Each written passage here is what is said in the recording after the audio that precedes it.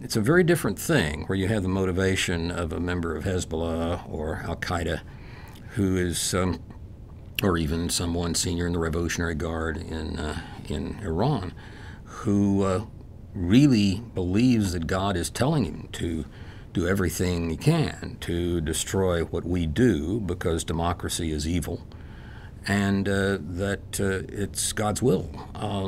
In World War II, one of our three enemies, Japan, had its forces partly motivated by religion, an offshoot, essentially a branch of Shintoism, and believing the divinity of the emperor and so forth. The Japanese had kamikazes. The Germans and Italians didn't have kamikazes. You have a different attitude toward the importance and your willingness to completely destroy an enemy, even if it causes huge amounts of death, if you believe that God is telling you to do that. And that's part of our problem with some of these terrorist groups. Well, it's a combination of putting yourself in the shoes of the really bad guys and then figuring out not only how to block them from doing what they want to do, but to turn it against them. You really have to come up with essentially technological jiu-jitsu and use their motion against them. That's hard. There are very good people at doing this, and the U.S. government, out at National Security Agency, for example, and some other parts of the government. There are some very skilled people in our national laboratories and at some of the universities who are very good at this. But it takes a certain combination of being willing to think like a really bad guy and figure out not only how to block what he would want to do, but turn it against him.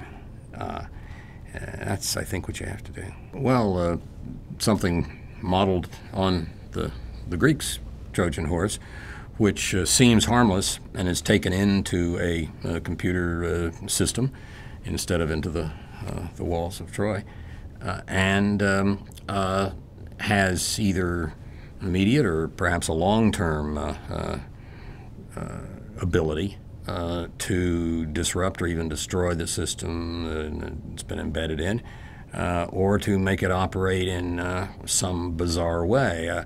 To give one example that was published and cleared by the U.S. government to be published, former Secretary of the Air Force, Tom Reed, wrote a book in which he set out some of the steps the United States took back in the 80s to deal with Soviet efforts to steal American technology, particularly computer chips, that they could use in modernizing their infrastructure, and they were particularly interested in natural gas pipelines to Western Europe, which they've shown they will use as instruments of their power. They're, at least the Russians, their successors, have shown it. Reed sets out how instead of blocking this theft, we re-engineered some of the chips and then let them be stolen. And there was apparently some rather substantial disruptive effect on different parts of the Soviet infrastructure, I think particularly the gas pipeline. So that's one example of, I'd say, of the kind of jiu-jitsu I'm talking about.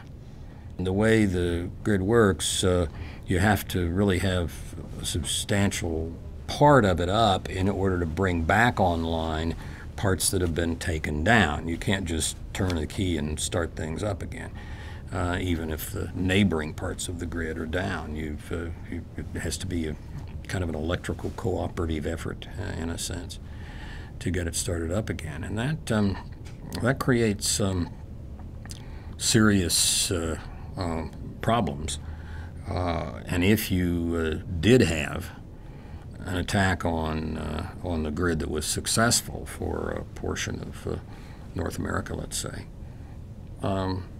you could be out of electricity for a very long time. And we don't have the old-fashioned infrastructure. We don't have the plow horses or the hand pumps for wells or any of the things one would need to get by while we presumably got things fixed.